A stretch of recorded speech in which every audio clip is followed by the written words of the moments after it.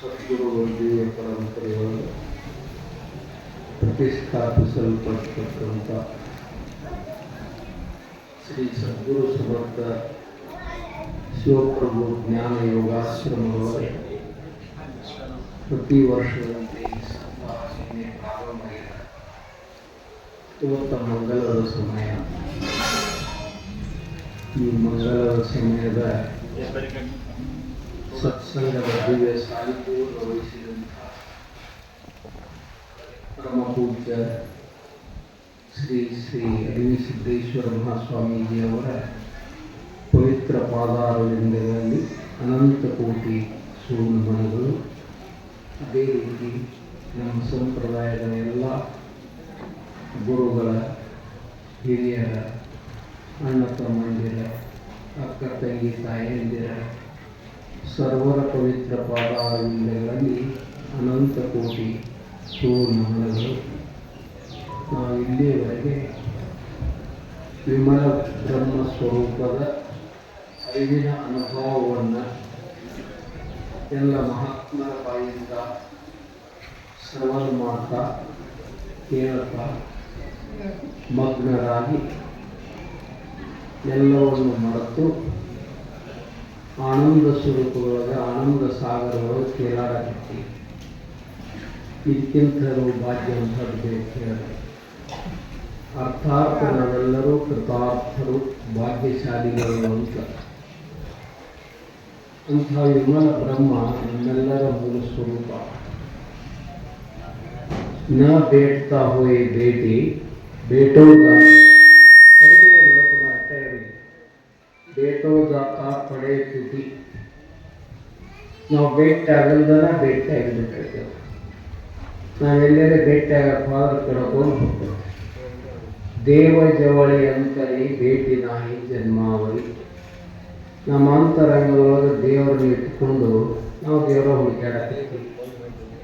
ಅಂದ್ರೆ ಭ್ರಮಾರಾಗಿ ಬಿದ್ದೀವಿ, ಅಜ್ಞಾನವಾಗಿ ಬಿದ್ದೀವಿ. ಆದ್ರೆ ದೇವರು ಯಾರು ಅಂತ ಕೇಳಿದ್ರೆ ತನ್ನ ಆತ್ಮನ ದೇವರು. ಆತ್ಮ ಎಲ್ಲೈತಿ? ನಮ್ಮೊಳಗೈತಿ. ಆತ್ಮ ಅತ್ಯಂತನ ಮಾತಾಡ್ತೀವಿ, ಆತ್ಮ ಅತ್ಯಂತ ನೀವು ಕೇಳ್ತೀರಿ. ಆತ್ಮ ಹೋಗ್ತಂದ್ರೆ ಮಹಾರಾಜ ಅಂತೀರಿ, ಇಟ್ಕೋತೀರಿ, ಓದಿ ಹುಗಿತೀರಿ ಅಥವಾ ಸುಟ್ಟು ಬಿಡ್ತೀರಿ. ಸತ್ಯ ಯಾವುದಿಲ್ಲ, ಆತ್ಮವೇ ಸತ್ಯ. ಆತ್ಮ ಯಾರು? ಆತ್ಮನೇ ತಾನು. ಆತ್ಮ ಯಾರದು? ಪರಮಾತ್ಮನ ಅಂಶ. ಪರಮಾತ್ಮ ಬೇರೆ, ಆತ್ಮ ಬೇರೆ ಅಲ್ಲ. ಪರಮಾತ್ಮನೇ ಆತ್ಮ, ಆತ್ಮನೇ ಪರಮಾತ್ಮ. ತಾ ಯಾರಾದ? ತಾನೇ ಪರಮಾತ್ಮ, ತಾನೇ ದೇವರು, ತಾನೇ ಸತ್ಯ. ಕಲ್ಲು ದೇವರಲ್ಲ, ಮಣ್ಣು ದೇವರಲ್ಲ, ಕಟ್ಟಿಗೆ ದೇವರಲ್ಲ. ಲೋಹಗಳಿಂದ ಮಾಡಿದ ದೇವರು ದೇವರುಗಳಲ್ಲ. ಗುಡಿ ಗುಡ್ಡಾರ ಮಠ ಮಸೀದಿಯಲ್ಲಿರ್ತಕ್ಕಂಥ ದೇವರು ಅಲ್ಲಂತ ಬಸವಣ್ಣ. ದೇವರು ಯಾರು ಅಂತ ಕೇಳಿದ್ರೆ ತನ್ನ ತಾನೆದುಗಡೆ ತಾನೇ ದೇವರು ನೋಡ ಕೂಡಲ ಸಂಗಮ ದೇವ. ತಾನ ದೇವರು ಅಂತ. ದೇವರು ಎದ್ದುಕೊಂಡು ನಾವೇನು ಮಾಡೀವಿ? ದೇವರನ್ನು ಮರ್ತೀವಿ. ಮರೆಯುವಂಥ ವಸ್ತು ಯಾವುದು? ಮನಸ್ಸು. ಮನಸ್ಸು ಯಾಕೆ ಮರಿತೈತಿ? ಮನಸ್ಸು ನಮ್ಮೊಳಗೆ ಉತ್ಪತ್ತಿ ಆಗ್ತೈತಿ. ಮನಸ್ಸು ಅಂದ್ರೆ ಏನಪ್ಪ ಅಂದ್ರೆ ಆತ್ಮದ ವಿಕಾರ. ಆತ್ಮದೊಳಗೆ ವಿಕಾರಗೊಂಡಿತ್ತಂದ್ರೆ ನಾನು ನಂದು ಅಂತ ತಿಳ್ಕೊಂಡು ಹೊರಗೆ ಬಂದು ವೈರು ತಗೊಂಡು ಹರಿಯಾಡಕ್ಕೆ ನಿಂತ್ಬಿಡ್ತೈತಿ. ನಾವು ಇಲ್ಲೇ ಕುಂತೀವಿ, ಮನಸ್ಸು ಎಲ್ಲೆಲ್ಲೈತಿ ನೋಡ್ಬೇಕಾದ್ರೆ ನಿಮ್ಗೆ ಗೊತ್ತಾಗಲ್ಲ. ಇಲ್ಲೇ ಇದ್ರೆ ಪಾಡ. ಗೋಕಲ್ಲಿ ಹುಗ್ಗಿ ಕಡೆ ಹೋಗಿತ್ತಂದ್ರೆ, ಯಾವುದಾದ್ರು ಊರು ಹೋಗಿತ್ತಂದ್ರೆ, ಅಂಗಡಿ ಹೋಗಿತ್ತಂದ್ರೆ ಇಷ್ಟ ಹರಿಯಾಡಬಲ್ಲದ. ಬ್ರಹ್ಮಾಂಡವನ್ನು ಹರಿಯಾಡುವಂಥ ತಾಕತ್ತೈತ ಎಲ್ಲಿ? ಚಂದ್ರನ ಮೇಲೆ, ಮಂಗಳ ಗ್ರಹದ ಮೇಲೆ, ಸೂರ್ಯನ ಮೇಲೆ. ಎಲ್ಲಿಲ್ಲ ಅಲ್ಲೆಲ್ಲ ಹರಿಯಾಡಿ ಬರ್ತೈತಿ. ಅಲ್ಲೇ ಇರ್ತೈತೇನೋ ಇರುತ್ತಿಲ್ಲ. ಒಂದು ಕ್ಷಣ ಸಾಕು. ಅಗದಿ ಒಂದು ಕ್ಷಣದೊಳಗೆ ಮತ್ತೆ ತಿರುಗಿರ್ತೈತಿ. ಮುಂದೆ ಹುಗ್ಗಿ ತಟ್ಟಿ ಬರ್ತಂದ್ರೆ ಹೋಳಿಗೆ ಹುಗಿರ್ತೈತಿ. ಹೋಳಿಗೆ ಬೇಕಂದ್ರೆ ರೊಟ್ಟಿ ಬೇಕಾಗ್ತೈತಿ. ಕ್ಷಣ ಕ್ಷಣಕ್ಕೆ ಬದಲಾಗುವಂಥ ವಸ್ತು ಅದು ಚೈತನ್ಯ. ಅದು ವಿಕಾರಯುಕ್ತವಾದಂಥದ್ದು ಮನಸ್ಸು. ಇಂಥ ಮನಸ್ಸಿಟ್ಟುಕೊಂಡು ನಾವು ಭ್ರಮದಾಗಿದ್ದೀವಿ. ಅದು ಕೇಳ್ತಾರಲ್ಲ, ಮನಸ್ಸು ಏನು ಮಾಡ್ತೈತಿ? ಚಿಂತನೆ ಮಾಡ್ತೈತಿ. ಅನುಗಾಲವು ಚಿಂತೆ ಈ ಜೀವಕ್ಕೆ ಮನ ಹೋಗಿ ಮಾಧವನಳು ಬೆರೆಯುವ ತನಕ ಚಿಂತೆ ಬಿಟ್ಟದಲ್ಲ. ಯಾರಿಗೆ ಬಿಟ್ಟಕ್ಕೆ ಹೇಳಿ? ಬೇಕಾದಂಥ ಒಬ್ಬ ಸಿಪಾಯಿ ಹಿಡ್ಕೊಂಡು ರಾಷ್ಟ್ರಪತಿವರೆಗೆ ಬೇಕಾದವ್ರು ಹಿಡಿಯೋದು ಮನಸ್ಸು ಚಿಂತೆ ಮಾಡೋದು ಬಿಡೋದಿಲ್ಲ. ಅದಕ್ಕೆ ಮನಸ್ಸು ಅನ್ನೋದು ಮರಿಬೇಕಂತ, ಮನಸ್ಸು ಅನ್ನೋದನ್ನು ಹತೋಟಿಯೊಳಗೆ ಇಟ್ಕೋಬೇಕಂತ, ಮನಸ್ಸನ್ನು ನಿಗ್ರಹ ಮಾಡಬೇಕಂತಾರೆ. ಅದಕ್ಕೆ ರಾಮದಾಸ್ ಅಂತಾನೆ ಮನಾಸಂಗ ಸರ್ವಸಂಗಾಸ ತೋಡಿ ಮನಾಸಂಗ ಮೋಕ್ಷ ತತ್ಕಾಲ ಜೋಡಿ. ನಿಮಗೇನಾದ್ರೆ ಮೋಕ್ಷ ಬೇಕಾಗಿತ್ತು, ಶಾಂತಿ ಬೇಕಾಗಿತ್ತು, ಸುಖ ಬೇಕಾಗಿತ್ತು ಅಂತ ಏನು ಮಾಡಿದ್ರೆ ಮನಸ್ಸಿನ ಸಂಘ ಬಿಟ್ಟುಬಿಡು ಅಂತ. ಮನಸ್ಸಿನ ಸಂಘ ಮಾಡಕ್ಕೆ ಹೋಗಬೇಡ. ಮನಸ್ಸಿನ ಭಯಾಗ ಪಂಚ ಜ್ಞಾನೇಂದ್ರಿಯ ಅದಾವ, ಪಂಚ ಕರ್ಮೇಂದ್ರಿಯಗಳು ಅದಾವ, ಅವನ್ನೇನನ್ನು ಬಿಡುವುದಿಲ್ಲ. ಅವೇನು ಓಡಾಡ್ತಾವಂದ್ರೆ ಅನಂತ ಪ್ರಕೃತಿಯನ್ನು ನಮ್ಮ ಎದುರಿಗೆ ನಿಂತದ ಈ ಸೃಷ್ಟಿ. ಇದರೊಳಗಿನ ನಾನಾ ರಂಗ, ನಾನಾ ಸಂಘ, ನಾನಾ ತರ್ತರದೊಳಗೆ ಮನಸ್ಸು ಮಾಡಿತಂದ್ರೆ ಎಲ್ಲಿ ನಿಲ್ತಾನಿಲ್ಲ, ಎಲ್ಲಿ ನಿಂತಿಲ್ಲ, ಹಂಗೆ ಹರಿತಾನೆ ಇದೆ, ಹಂಗೆ ಹರಿತಾನೆ ಇದೆ. ನಾವು ಈ ಅನಂತ ಸೃಷ್ಟಿಯನ್ನು ಅವಲೋಕಿಸಿದಾಗ ಸೂರ್ಯ ನಿಂತಿಲ್ಲ, ಚಂದ್ರ ನಿಂತಿಲ್ಲ, ಭೂಮಿ ನಿಂತಿಲ್ಲ, ಗ್ರಹಗಳು ನಿಂತಿಲ್ಲ. ಅವೆಲ್ಲ ತಮ್ಮ ಸುತ್ತ ತಾವು ತಿರುಗತಾವೆ, ಬರೇ ತಿರುಗುತ್ತಾವೆ. ಎಲ್ಲಿ ತಿರುಗುತ್ತಾವೆ ಅಂದ್ರೆ ಈ ಅನಂತ ಆಕಾಶದೊಳಗೆ ತಿರುಗುತ್ತಾವೆ. ಈ ಆಕಾಶ ಎಲ್ಲಿ ಐತೆ ಅಂದ್ರೆ ಆತ್ಮನೊಳಗದ, ಬ್ರಹ್ಮನೊಳಗದ ಅಂತ. ಹಂಗೆ ಇವೆಲ್ಲ ತಿರುಗುತ್ತಾವೆ. ನಾವು ಬಿಟ್ಟಿವೇನೋ, ನಾವು ತಿರುಗಾಡ್ತಿರ್ತೀವಿ, ನಾವು ಶುರು ಮಾಡಿದ್ದೀವಿ. ಹ್ಯಾಂಗೆ ಅಂತ ಕೇಳಿದರೆ ನೋಡಿರ್ಬೇಕು, ಕಲ್ಪನಾ ಮಾಡೋದು, ಲೆಕ್ಕ ಹಾಕೋದು, ತರ್ಕ ಹಾಕೋದು, ಕನಸು ಕಾಣೋದು, ಮಂಡಿಗೆ ಮಾಡೋದು, ಚಿಂತೆ ಮಾಡೋದು. ಈ ಕಡೆ ಸರೋದು ಈ ಕಡೆ ನೋಡ್ತೀವಿ, ಈ ಕಡೆ ಸರೋದು ಈ ಕಡೆ ನೋಡ್ತೀವಿ. ಸೌಡತೇನ ಸೌದಿಲ್ಲ ಇಲ್ಲ. ಹೀಗೆ ಮನುಷ್ಯನ ಬೆನ್ನು ಹಚ್ಚಿ ನಾವೆಲ್ಲ ಏನಾಗಿದ್ದೀವಿ ಅಂದ್ರೆ ಮಾನವರಾಗಿದ್ದೀವಿ. ಮನಸ್ಸನ್ನು ಮರ್ತು ಬಿಟ್ರೆ ಮಹಾದೇವ ಹೋಗ್ತಾನ ಅಂತ. ಹಾಗೆ ಮನಸ್ಸಿಟ್ಕೊಂಡು ನಾವೆಲ್ಲ ದುಃಖಿಗಳು. ಅದಕ್ಕೆ ಹೇಳಿದವ ಈ ಮನಸ್ಸು ಹೋಗಿ ದೇವರೊಳಗೆ ಬೆರೆಸಬೇಕು. ಇದು ಯೋಗ. ಯೋಗ ಅಂದರೆ ಬೇರೆ ಏನೂ ಅಲ್ಲ. ನಮ್ಮೊಳಗೆ ಆತ್ಮದ, ನಮ್ಮೊಳಗೆ ದೇವರದಾನೆ. ಅದಕ್ಕೆ ಈ ಮನಸ್ಸನ್ನು ಸರಿಯಾಗಿ ತಂದು ನಮ್ಮೊಳಗೆ ಹಾಕೋದು. ನಮ್ಮೊಳಗೆ ಹಾಕೋದಕ್ಕನ ಲಕ್ಷ್ಯ ಹಾಕೋದು ಅಂತಾರೆ. ಲಕ್ಷ್ಯ ಹಾಕೋದಕ್ಕನ ಧ್ಯಾನ ಮಾಡೋದು ಅಂತಾರೆ. ಆ ಧ್ಯಾನ ಯಾವ ಪದ್ಧತಿ ಪ್ರಕಾರ ಮಾಡಬೇಕು ಅನ್ನೋದನ್ನು ಇಂಚೇರಿ ಸಂಪ್ರದಾಯ ಸದ್ಗುರುಗಳು ಮಾರ್ಗದರ್ಶನ ಮಾಡ್ಯಾರ. ಭಾಳ ಸುಲಭ, ಭಾಳ ಸರಳ, ಭಾಳ ಸಹಜ, ಎಲ್ಲರಿಗೂ ಸಾಧ್ಯ ಆಗೋದು. ಏನಂತಂದರೆ ಸಹಜವಾಗಿ ಅವ್ರು ಬಾಬಾ ಸಾಹೇಬ್ ಮಹಾರಾಜರು ಅಂದ ಮಾತಿನ ಪ್ರಕಾರ ಕೂಡಿ ನಾಮ ತಗೋ ನೇಮ್ ಮಾಡೋದು ಅಂತ. ಏನು ಮಾಡೋದದ? ನಾನು ಕೇಳ್ಕೊಳ್ಳೋದದ, ನೇಮ್ ಮಾಡೋದದ. ಇಷ್ಟ ಕೆಲಸದ ಇದೆ. ಇಷ್ಟು ಮಾಡಕ್ಕೆ ಹೆಚ್ಚು ಏನಾಗ್ತೈತಿ ಅಂದ್ರೆ ನೋಡ್ರಿ ಅದ್ಭುತವಾದಂಥದ್ದು ಘಟಿಸ್ತೈತೆ ಅಂತ. ಏನಾಗ್ತೈತಿ ಅಂದ್ರೆ ಈ ಬ್ರಹ್ಮಾಂಡವನ್ನು ಅಂಗೈಯಾಗಿ ಆಡಿಸ್ಲಿಕ್ಕೆ ಬರ್ತದ ಅಂತ. ದೇವರು ಹೇಳ್ತಿದ್ರು, ಯಾರ ಮನಸ್ಸನ್ನು ನಿಲ್ಲಿಸ್ತಾರೆ, ಆತ್ಮನೊಳಗೆ ನಿಲ್ಲಿಸ್ತಾರೆ, ಅವ್ರ ಎದುರಿಗೆ ಸೃಷ್ಟಿಯು ತನ್ನ ರಹಸ್ಯವನ್ನು ಬಿಚ್ಚಿಡ್ತದೆ ಅಂತ. ರಹಸ್ಯ ಅಂದ್ರೆ ಏನು? ಅವ್ರು ಮತ್ತೊಂದು ಮಾತೈತಿದ್ರೆ, ಈ ಪಂಚಮಹಾಭೂತಗಳಿಂದ ಆದಂಥ ಸೃಷ್ಟಿ, ಇದಕ್ಕೆ ನನಗೆ ದುಃಖ ಕೊಡುವಂಥ ಅಧಿಕಾರ ಇಲ್ಲ ಅಂತಿದ್ರು. ಇಂಥ ಒಂದು ಬ್ರಹ್ಮಾನಂದ ಸುಖ ಆನಂದ ಪಡೆಯುವಂಥ ಯೋಗ ಎಲ್ಲಿ ಅದಪ್ಪ ಅಂದ್ರೆ ನಮ್ಮೊಳಗದ ಅಂತ. ನಮ್ಮೊಳಗದ ಅಂದ್ರೆ ನಾವೇನು ಮಾಡೋದದ? ಅಂತರಂಗದ ಸಾಧನೆ ಮಾಡೋದದ. ಅದಕ್ಕೆ ಇಂಚೇರಿ ಸಂಪ್ರದಾಯದ ಗುರುಗಳು ಏನು ಮಾಡಿರ್ತಾರೆ, ಆ ಮನಸ್ಸಿಗೆ ಮುಗುದಾನ ಹಾಕಿದ್ರು, ಬುದ್ಧಿ ಕಟ್ಟಿಬಿಟ್ರು. ಏನಪ್ಪ ಅಂತಾರೆ ಬುದ್ಧಿ ಕಟ್ಟ್ಯಾರ, ಮುಗುದಾನ ಹಾಕ್ಯಾರ ಅಂದ್ರೆ ಏನು ಮಾಡಿಲ್ಲ. ಅವ್ರಿಗೊಂದು ನಾಮ ಕೊಟ್ಟುಬಿಟ್ಟಾರೆ. ನಾಮ ಯಾರ್ದವು? ಭಗವಂತನ ನಾಮ, ಪರಮಾತ್ಮನ ನಾಮ, ಪರಮ ಸತ್ಯದ ನಾಮ ಅಂತ. ನಾಮ ಅದಕ್ಕೆ ನಾಮ ಅಂತಾರೆ, ಕರೆ ನಾಮ. ನಮಗೆಲ್ಲ ಹೆಸರಿಟ್ಟಾರೆ ಕರೆ, ಇದು ಪ್ರಕೃತಿಗೆ ಅನುಗುಣವಾಗಿ ಇಟ್ಟಾರೆ. ಆದರೆ ಆತ್ಮನಿಗೆ ಅನುಗುಣವಾಗಿರುವಂಥ ನಾಮ ಪರಮಾತ್ಮನ ನಾಮ. ಈಗ ನೋಡ್ರಿ, ಇಂಗಳಿಗೆ ಅಂದ ಕೂಡಲೇ ನಾವು ಏನು ನೋಡ್ತೀವಿ? ಏನೈತಿ? ಏನಿಲ್ಲ. ಒಂದ ನಾಮಗಳಿಗೆ ಐತಿಲ್ಲ, ಇಂಗಳಿಗೆ ಅನ್ನುವಂಥ ಶಬ್ದದ. ಹಂಗೆ ಸದ್ಗುರು ಒಂದು ನಾಮ ಕೊಡ್ತಾನೆ. ಕಾಲಿಂ ಬೈನಿ ನೇಮ್ ಭಟ್ ಹೀಸ್ ಒನ್. ದೇವರನ್ನು ಬೇಕಾದ ನೆನಪು, ಒಬ್ಬನ ಅದಾನ. ಎಲ್ಲಾನ ಜಿನ್ನೇಶನ್ ರಾಮಣ್ಣ ರಹೀಮಣ್ಣ ಬಸವಣ್ಣ ಸುವಣ್ಣ ಏನಂತಿ ಅನ್ನ. ಆದ್ರೆ ನೀ ಖರೀದಿ ಮಾಡು, ನೀ ಎಚ್ಚರ ಆಗು. ಹಿಂಗೆ ಆಗೋ ಸಲುವಾಗಿ ನಮ್ಮ ಗುರುಗಳು ನಮಗೆ ನಾಮ ಕೊಟ್ಟು ಬಿಟ್ಟಾರೆ, ನಾಮಸ್ಮರಣೆ ಮಾಡಂತಾರೆ. ನಾಮ ಅಂದರೆ ಎಂಥದ್ದು? 4 ವೇದ 6 ಶಾಸ್ತ್ರ 18 ಪುರಾಣ ಚಾಕೋಟಿ ನಾಮ ವಾಚು ನಹಿ ಗೋಷ್ಠಿ ಅಂತ. ವೇದ ವಾದಕ್ಕೆ, ಗಣಿತ ತರ್ಕಕ್ಕೆ, ಬೇಕಾದ ಶಾಸ್ತ್ರ ಉದರಕ್ಕೆ, ಮೋಕ್ಷಕ್ಕೆ 2 ಅಕ್ಷರ ಕಾಣ ಸರ್ವಜ್ಞ ಸಾಕಂತಾರ. ಅವ್ರು 2 ಅಕ್ಷರ ಏನು ಬೇಕಾಗೈತಿ ನಿನಗೆ? ನೀ ಏನು ಬೇಡ್ತಿ, ಏನು ಇಚ್ಛಾ ಮಾಡ್ತಿ, ಏನು ಆಗ್ಬೇಕಂತಿ, ಅದಕ್ಕೆ ಬೇಕಾಗಿರೋದು ಏನಪ್ಪ ಅಂದ್ರೆ ನಾಮ. ಯಾರು ಕೊಟ್ಟದ್ದು? ಸದ್ಗುರು ಕೊಟ್ಟಂತ ನಾಮ. ಅದಕ್ಕೆ ಹೇಳ್ತಾರೆ, ಒಂದೇ ನಾಮದೊಳಗೆ ಅಡಿಗೆದವು ಅಖಿಲ ವೇದ ಶಾಸ್ತ್ರ ಪುರಾಣಗಳು ಎಲ್ಲ ನಾಮದೊಳಗೆ ಅಡಿಗ್ಯಾವಂತ. ಅಲ್ಲ ಪರಬ್ರಹ್ಮ ಅಂತಿಲ್ಲ, ದೇವ್ರ ಅಂತಿಲ್ಲ, ಏನಿದನಪ್ಪ ಅಂದ್ರೆ ನಾಮದೊಳಗಿದಾನೆ. ಬ್ರಹ್ಮಾಂಡವನ್ನು ವ್ಯಾಪಿಸಿದಂಥ ಪರಬ್ರಹ್ಮ ನಾಮದೊಳಗದಾನತ್ತ. ಅಂಥ ನಾಮ ಅಂದ್ರೆ ಅದು ಬೀಜ. ಅಮೌಲಿಕ ರತ್ನ ಜೋಡಿಗದ ತೂಜ ಕಾಲ ನೋಳಕಿಸ ಬ್ರಹ್ಮ ಬೀಜ ಅಂತಾರೋ. ಸದ್ಗುರು ಏನು ಮಾಡ್ತಾನಂದ್ರೆ ಬ್ರಹ್ಮ ಬೀಜವನ್ನು ನಮ್ಮ ಹೃದಯದೊಳಗೆ ನೆಟ್ಟು ಬಿಡ್ತಾನೆ. ಆಮೇಲೆ ಏನು ಹೇಳ್ತಾನೆ? ಆ ಕಡೆ ಲಕ್ಷ ಕೊಟ್ಬಿಡು ಅಂತ ನಾವು ಸಾಕು. ಆ ಕಡೆ ಲಕ್ಷ ಕೊಟ್ಟಿದ್ರೆ ಬ್ರಹ್ಮ ಯಾರು? ನೀನೇ ಬ್ರಹ್ಮ. ಅಹಂ ಬ್ರಹ್ಮಾಸ್ಮಿ, ನಾನೇ ಬ್ರಹ್ಮ ಹೇಳಿ.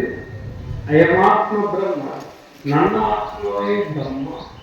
ತತ್ವಮಸಿ, ಅವನೇ ನಾನು, ನಾನೇ ಅವನು, ನಾನು ನೀನು ಅಷ್ಟೇ. ಸರ್ವಂ ಕಲಿದ ಬ್ರಹ್ಮ. ಆ ಬ್ರಹ್ಮ ಹೆಂಗದಾನ, ಎಲ್ಲಿದಾನೆ, ಅಂತದಾನ ಅಂತಂದ್ರೆ ಈ 84 ಲಕ್ಷ ಜೀವಯೋಗಿಗಳಲ್ಲಿ ಜನ್ಮ ತಳೆಯುವಂಥ ಅನಂತ ಜೀವರಾಶಿಗಳೊಳಗೆ ನಾವು ಇದ್ದೀವಿ. ಕ್ರಿಮಿ ಕೀಟಕ ಹಿಡ್ಕೊಂಡು, ಪಶು ಪಕ್ಷಿ ಹಿಡ್ಕೊಂಡು, ದನಾಕರ ಹಿಡ್ಕೊಂಡು, ಜಲಚರ, ಭೂಚರ, ಕೇಚರ ಹೇಳ್ತಾರೆ. ಅವ್ರು ಎಲ್ಲವೂ ಪ್ರತಿಯೊಂದು ಜೀವಿಯಿಂದ ತುಂಬೈತಿ. ಅದು ತುಂಬಿ ತುಂಬಿ ತುಳುಕಾಡಕತ್ತೈತಿ.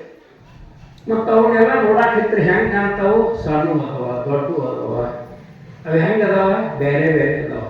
ಎದ್ರಾಗ ಆಕಾರದಾಗ, ರೂಪದಾಗ, ಬಣ್ಣದಾಗ, ಲಕ್ಷಣದಾಗ ಎಲ್ಲ ಬೇರೆ ಬೇರೆ.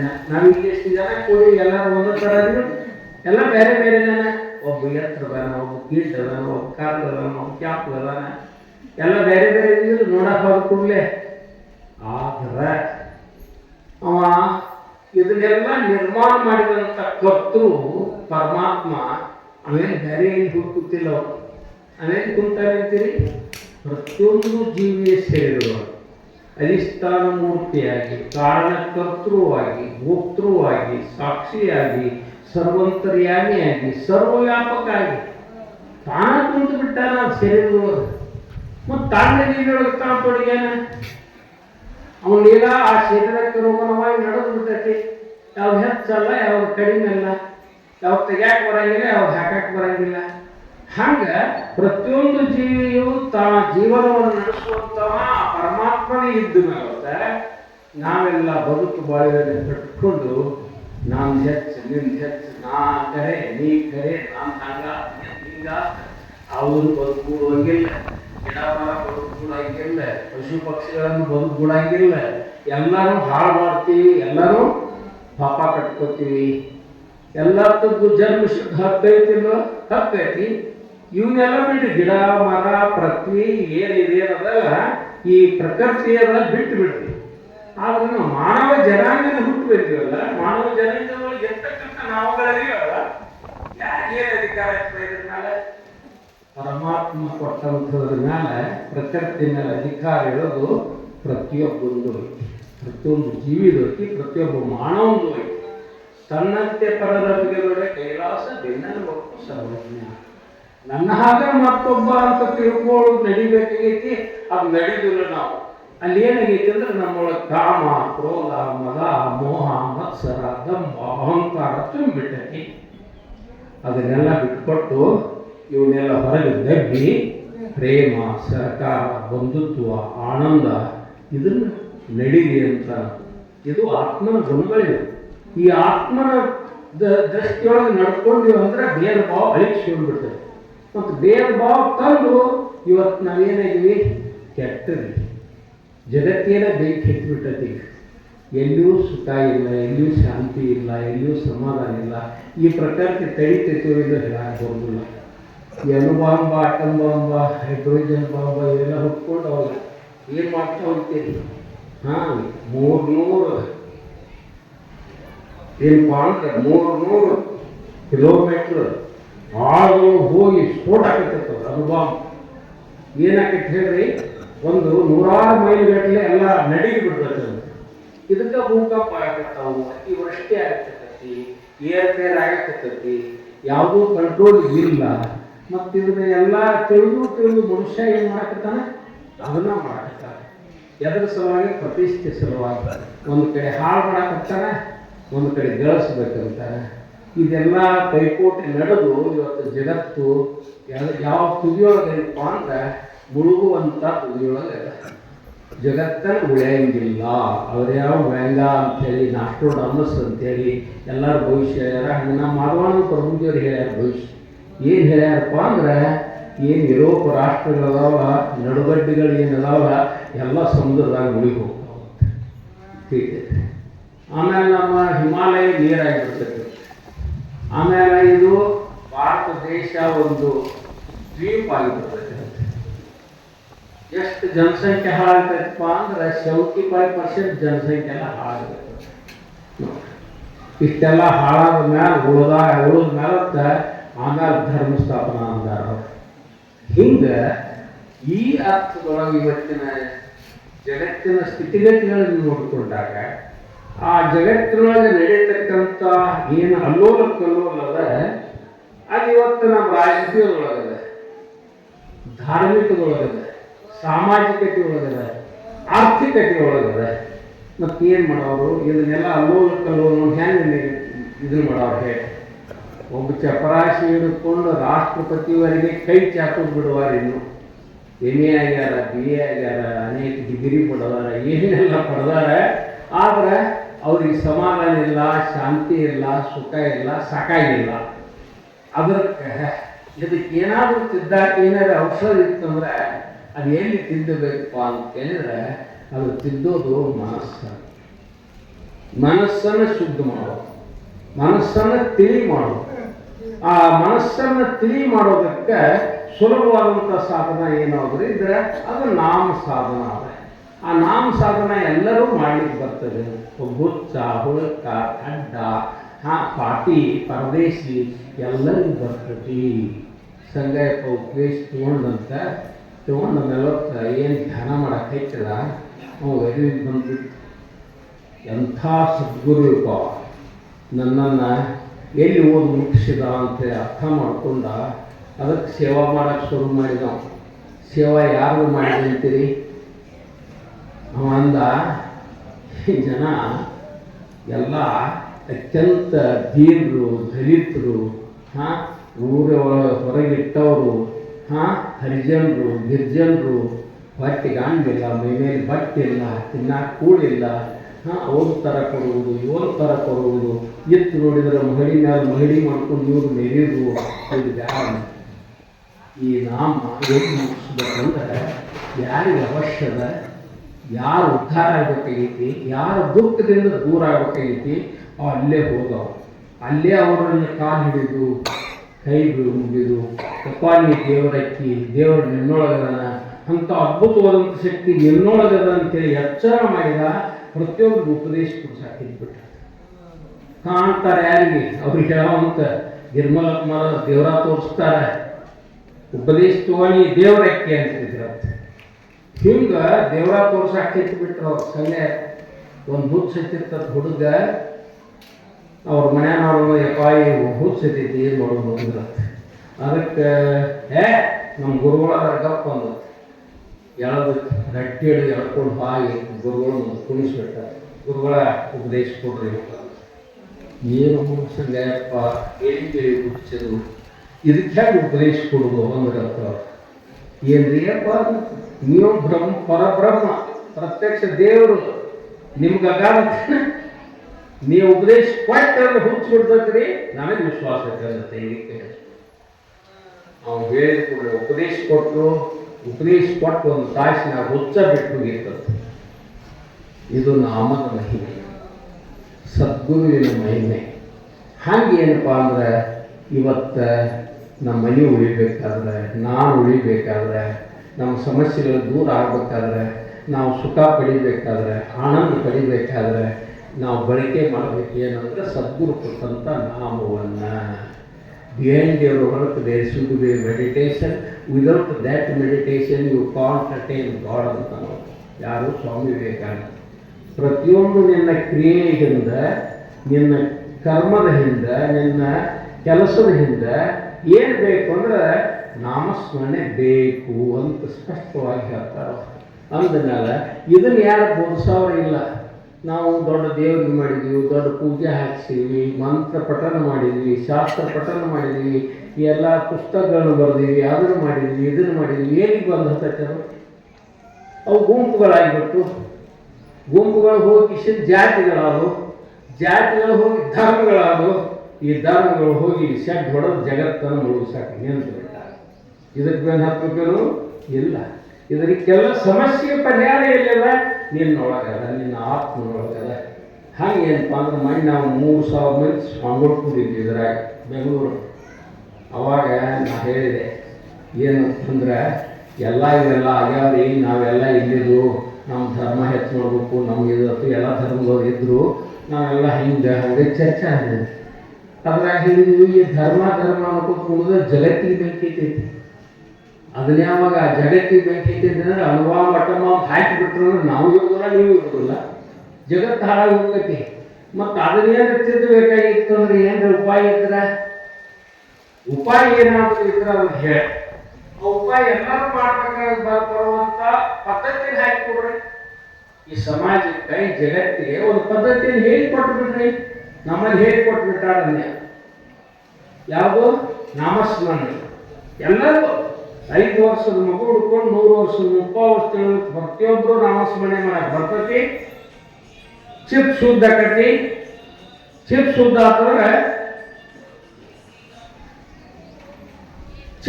ಆತಂದ್ರೆ ತಾನ ಶುದ್ಧ ಆಕೈತೆ. ಸಹಜವಾಗಿ ಎಲ್ಲರಿಗೂ ತಿಳಿಯುವಂಥ ಮಾತು. ಈಗೇನು ನಾವು ಹೇಳ್ತಾರಲ್ಲ ಟ್ರಂಪ ಮತ್ತು ಪುಟಿನ, ಅವು ಚಿಪ್ ಶುದ್ಧ ಮುಗಿದು ಹೋಗ್ತಲ್ಲ, ಕೆಲಸ ಮುಗಿತಲ್ಲ. ಮತ್ತು ಈ ಚಿಪ್ ಶುದ್ಧ ಮಾಡವ ಯಾರ? ಅವು ಕೆಟ್ಕೊಂಡು ಹೋಗುದಲ್ಲ, ನಾಶ ಮಾಡಕ್ಕೆ, ಬಾಂಬ್ ಹಾಕಕ್ಕೆ, ಕೊಲ್ಲಾಕ, ಯುದ್ಧ ಮಾಡಕ್ಕೆ ನಾವು ಹುಟ್ಟು ಬಂದಿಲ್ಲ. ಭಾಳ ಬಂದೀವಿ. ಹುಟ್ಟುದು ಯಾಕೆ ಹುಟ್ಟಿದ್ವಿ? ನಾವು ಬದುಕಾಗಿ ಹುಟ್ಟಿದ್ವಿ. ಆ ಬದುಕುವಂಥ ಕಲೆಯನ್ನು ನಾವು ತಿಳಿಸಲಿಲ್ಲ ಅಂದ್ರೆ ಇವತ್ತು ಈ ಸಮಾಜ ಉಳಿದಿಲ್ಲ, ಜಗತ್ತು ಉಳಿದಿಲ್ಲ, ಧರ್ಮ ಉಳಿದಿಲ್ಲ, ಯಾವ ಧರ್ಮವೂ ಅಲ್ಲ ಅಂತ. ಧರ್ಮ ಯಾವುದು? ಆತ್ಮಧರ್ಮ, ಬ್ರಹ್ಮಧರ್ಮ. ಪ್ರತಿಯೊಂದು ಜೀವಿಯ ಧರ್ಮ. ಪ್ರತಿಯೊಂದು ಜೀವಿ ಮತ್ತೊಂದು ಜೀವಿಯನ್ನು ಬದುಕಾಗಿ ಕೊಡಬೇಕು, ತಾನು ಬದುಕಬೇಕು. ಅದಕ್ಕೆ ಏನಾದರೂ ತೊಂದರೆ ಕೊಡಬಾರ್ದು. ಎಂತಿಂಥ ಮಹಾವೀರರಂತ ತ್ಯಾಗ ಮಾಡಿ, ಎಲ್ಲ ತ್ಯಾಗ ಮಾಡಿ ಎಂಥ ಒಂದು ತಪಸ್ಸನ್ನು ಮಾಡಿದ್ರು. ಹೆಂಗೆ ನಾವು ಭ್ರಮಾದಾಗ ಬಿದ್ದೀವಿ, ಭ್ರಮಾದಾಗ ಉಳ್ಯಾಕತ್ತೀವಿ. ಈ ಭ್ರಮಾಣ ತೊಳೆದು ಬಿಡ್ರಿ, ನಾವು ದೇವರಿಂದ ಬಿಟ್ಟು ಬಿಡ್ರಿ. ನಾವು ಯಾರ ಬುದ್ಧ ನಿಮ್ಮ ಭ್ರಮ ಏನು ತಲೆಯಾಗಿ ಇಟ್ಕೊಂಡಲ್ಲ ಅಂತಲ್ಲ. ನಮ್ಮ ತಲೆಯಾಗ ಏನೈತಿ? ಈಗ ಭ್ರಮ ಐತಲ್ರಿ. ನಾವು ನಮ್ಮದು ಹೊಲ ಎಲ್ಲೈತಿ 10 ಕಿಲೋಮೀಟರ್ ನಾವು ರಾಕೆಲ್ಲಿದಾವು, ತಿದ್ದೋದಾಗದಾವು. ಇದೆಲ್ಲ ಇದ್ರು ನಾವೇನಿದ್ವಿ? ಭ್ರಮಾದಾಗಿದ್ವಿ. ಅದನ್ನ ಹಿಡ್ಕೊಂಡು ಕೂತೀವಿ ನೋಡ್ರಿ. ಇದನ್ನ ಯಾಕೆ ತೆಗೆದಾಕ ಅವ್ರು ಹೇಳ್ರಿ? ಈ ಭ್ರಮಾದಾಗ ಬಿದ್ದು ನಾವೆಲ್ಲ ಕೆಡಾಕತ್ತೀವಿ. ಇದನ್ನು ದೂರ ಮಾಡಿಕೊಳ್ಬೇಕು.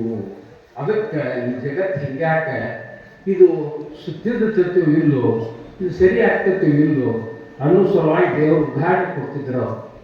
ಮತ್ತು ತಿರುಗಿ ಹಿಂಗೆ ಯಾಕೆ ಆಗತ್ತೈತಿ ಅಂತಂದ್ರೆ ಅವರು ಪೂರ್ಣ ಭಕ್ತರ ಕಥೆ ಹೇಳ್ತಿದ್ರು. ಒಂದು ಅರಣ್ಯದೊಳಗೆ ಭಾಳ ಸುಂದರವಾದಂಥ ಆಶ್ರಮದೊಳಗೆ ಅವಾಗ ಮುನಿಗಳು, ಋಷಿಗಳು ಅವ್ರು ಏನು ಮಾಡ್ತಿದ್ರು ಅಂದ್ರೆ ಪ್ರತಿಯೊಬ್ಬರಿಗೂ ಜೀವನದ ಪದ್ಧತಿಯನ್ನು ತಿಳಿಸಿಕೊಡ್ತಿದ್ರು. ಅದಕ್ಕೆ ಏನು ಮಾಡ್ತಿದ್ದಾರೆ? ಪರಿಪೂರ್ಣವಾದಂಥ ಒಬ್ಬ ವ್ಯಕ್ತಿಯನ್ನು ತಯಾರು ಮಾಡಬೇಕಾದ್ರೆ, ರಾಜ್ಯದನ್ನು ತಯಾರು ಮಾಡಬೇಕಾದ್ರೆ, ಹಿರಿಯರನ್ನು ತಯಾರು ಮಾಡಬೇಕಾದ್ರೆ ತಮ್ಮ ಮಕ್ಕಳನ್ನು ಓದು ಆ ಶಾಲೆಯೊಳಗೆ ಹಾಕೋರ ಗುರುಕುಲದೊಳಗೆ ಹಾಕ್ತಿದ್ರು. ಹಂಗೆ ಒಬ್ಬ ರಾಜ ತನ್ನ ಮಗನ್ನ 8 ವರ್ಷದ ಮಗುವನ್ನು ಕರ್ಕೊಂಡು ಹೋಗಿ ಆಶ್ರಮದೊಳಗೆ ಇಟ್ಟು ಬಂದ.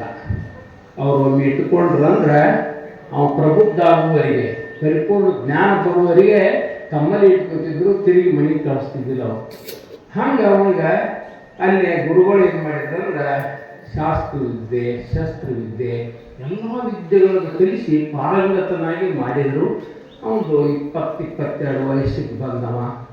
ಅಷ್ಟರೊಳಗನ ಇಷ್ಟ ರಾಜ ಕಾಮಕ್ಕಿದ್ದ. ಮತ್ತೊಂದು ಯುವತಿಯನ್ನು ಮದುವೆಯಾಗಿದ್ದ. ಅಂಥ ರಾಜನಿಗೆ ಅವ ಹೇಳಿ ಕಳಿಸಿದವು ಗುರುಗಳು, ನಿಮ್ಮ ಮಗ ಎಲ್ಲತ್ರೊಳಗೆ ತಯಾರಾಗ್ಯಾನ, ಕರ್ಕೊಂಡು ಹೋಗ್ರಿ ಅಂತ. ಮಂತ್ರಿನ ಕಳಿಸ್ಕೊಡ್ತೀವ. ಮಂತ್ರಿ ಹೋಗಿ ಆ ರಾಜಕುಮಾರನನ್ನು ತೊಗೊಂಡು ಕರ್ಕೊಂಡು ಬಂದ. ಕರ್ಕೊಂಡು ಬಂದ ರಾಜ ತಾಕೀತು ಮಾಡಿದ್ದ. ಏನಂದ್ರೆ, ನನ್ನ ಮಗ ಇಷ್ಟು ವರ್ಷ ಗುರುಕುಲದೊಳಗಿದ್ದು ಬಂದಾನ, ಅವನನ್ನು ಸರಿಯಾದ ಸ್ವಾಗತದೊಂದಿಗೆ ಅವನಿಗೆ ಸತ್ಕಾರ ಮಾಡಿಕೊಂಡು ಒಳಗೆ ಕರ್ಕೊಂಡು ಬರೋಣ, ಊರು ಹೊರಗೆ ಬಿಡಂದಿದ್ದ. ಊರು ಹೊರಗೆ ಬಿಟ್ಟರು. ಆಮೇಲೆ ರಾಜ ತನ್ನ ಮಗನನ್ನು ಅದರ ಸಹಿತವಾಗಿ ಕರ್ಕೊಂಡು ಬರೋ ಸಲುವಾಗಿ ಹೊಂಟ ಮೇಲೆ ಅವನೊಂದು ರಥ ತಯಾರಾಯಿತು. ಆಮೇಲೆ ಆ ಮಗುವಿನ ಆ ರಾಜಕುಮಾರನ ತಾಯಿದೊಂದು ರಥ ಆಯಿತು. ಆಮೇಲೆ ಇನ್ನು 3ನೇ ರಥ ಮಲತಾಯಿದೊಂದು ರಥ. 3 ರಥಗಳು. ಆ 3 ರಥಗಳ ಮುಂದೆ ಎಲ್ಲ ಕುದುರೆ ಸೈನ್ಯ, ಆನೆ ಸೈನ್ಯ, ಒಳ್ಳೆ ಸುಂದರವಾದಂಥ ರೀತಿಯೊಳಗೆ ಬೆಳಗ್ಗೆ ಮುಂಜಾನೆ ಹೋಗಿ ಮಗನನ್ನು ಹಾಕಿಕೊಂಡು ಆಮೇಲೆ ಇನ್ನೇನು ಮಗನನ್ನು ಪ್ರೊಸೆಷನ್ ತಗೊಂಡು ಮೆರವಣಿಗೆ ತಗೊಂಡು ಹೋಗೋಣ ಅಂತೇಳಿ ನಿಶ್ಚಯ ಮಾಡಿದರು. ಆ ಹೊತ್ತಿನೊಳಗೆ ನೀವು ಅಪ್ಪನ ರಥದೊಳಗೆ ಕುಂಡಾಕ್ ಹೋಗೋದ್ರಾಗ ಮಲತಾಯಿ ಅಂತ ನನ್ನ ರಥದೊಳಗನ ರಾಜ್ಕುಮಾರ್ ಕೊಂಡ್ಬೇಕು.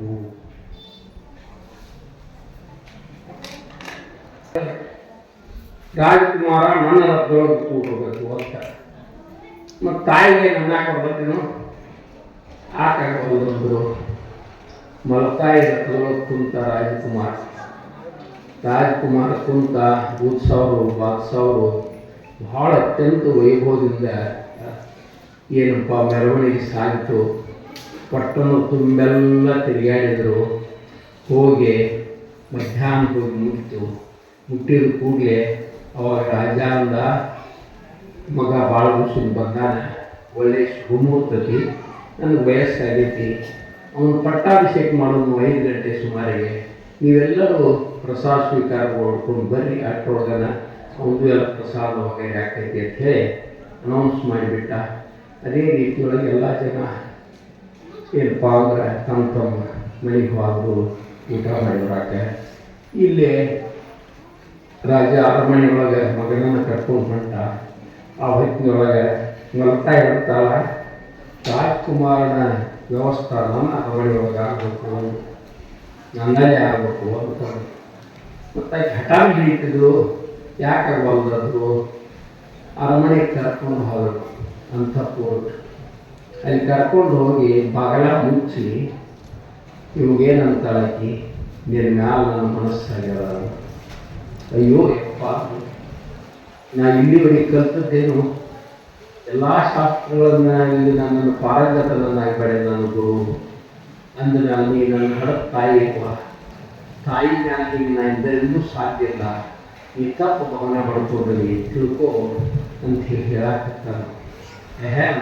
ನನ್ನ ವಯಸ್ಸು ನಿನ್ನ ವಯಸ್ಸು ಒಂದೇ ಐತಿ, ನಿಮ್ಮ ಮುದುಕೈಗಾನ ನಾ ಎಲ್ಲ ಅಟ್ಟಿಸ್ಕೋತನು, ನಾ ಹೇಳಿದಾಗ ಕೇಳು ಅಂತಂದ್ರೆ ಅವೆಲ್ಲ ರೀತಿಯಿಂದ ತಿಳಿಸಿ ಹೇಳಾಕ್ತಿದ್ದೆ. ಅವೆಲ್ಲ ರೀತಿಯಿಂದ ತಾನು ಎಷ್ಟು ಶಾಸ್ತ್ರಗಳು ಕಲ್ತಿದ್ದ, ಎಲ್ಲ ಅನುಭವ ಇತ್ತು, ಅದನ್ನೆಲ್ಲ ಹೇಳಿದ. ತಾಯಿ ಅಂದ್ರೇನು, ಮಕ್ಕಳು ಅಂದ್ರೇನು, ರೀತಿ ಅಂದ್ರೇನು, ನೀತಿ ಅಂದ್ರೇನು, ಧರ್ಮ ಅಂದ್ರೇನು, ಇದ್ರ ಬಗ್ಗೆ ವಿವರವಾಗಿ ಹೇಳಿದ. ಆಕೆಯನ್ನು ಒಪ್ಪಕ್ಕೆ ತಯಾರಿಲ್ಲ.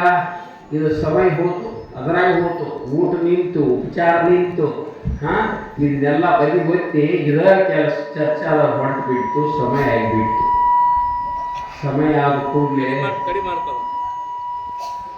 ರಾಜ ಅಂದ, ಇನ್ನ ಹುಡುಗ ತಯಾರಾಗಿ ರಾಜ್ಕುಮಾರ ಯಾಕೆ ಬಂದಿಲ್ಲ, ಕರ್ಕೊಂಡು ಬಾ ಅಂತ ಹೇಳಿಸಿಂದ ರಾಜಭಟ್ರನ್ನು ಕಳಿಸಿದ. ರಾಜಭಟ್ರು ಬಂದರು, ನೋಡಿದ್ರು ಬಾಗಿಲು ಹಾಕೈತಿ, ಒದರಿ ಹೇಳಿದ್ರು ರಾಜ್ಕುಮಾರ್ ಬಾ ಅಂತಾರೆ ಅಂತ. ಇನ್ನೂ ಆಗಿಲ್ಲ ಹೋಗಂದ್ಬಿಟ್ಲೆ. ಇಷ್ಟ್ರಾಗ ಗಡಬಡಿಸಿ ಏನು ಮಾಡಿಲ್ಲ ಅಂದ್ರೆ ಇವನು ಮೈಮ್ಯಾಲ ಬಿದ್ದುಬಿಟ್ಟು ಏನ ಮಾಡಿ ಇವನು ಕೆಡಿಸ್ಬೇಕು ಅಂತ ಮೈಮ್ಯಾಲ ಬಿದ್ದು ಕೂಡಲೇ ಏನು ಮಾಡಿದ್ರೆ ಕುಂಭಕ್ಕೆ ಏರಿಸ್ಕೊಂಡು ಪ್ರಜ್ಞಾ ಇಲ್ದಂಗೆ ಬಿದ್ದು ಬಿಟ್ಟ.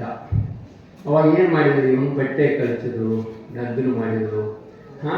ಎತ್ತರೆ ಕಿತ್ತರೆ ಏನಪ್ಪ ಅಂದ್ರೆ ಕಾಮ ಪಿಶಾಚಿ ಆ ದೃಷ್ಟಿಯೊಳಗೆ ಅತ್ಯಕ್ಕೆ ಇದನ್ನು ಮಾಡೋದು, ಅದರೊಳಗೆ ತೊಡಗಿಬಿಟ್ಲೆ.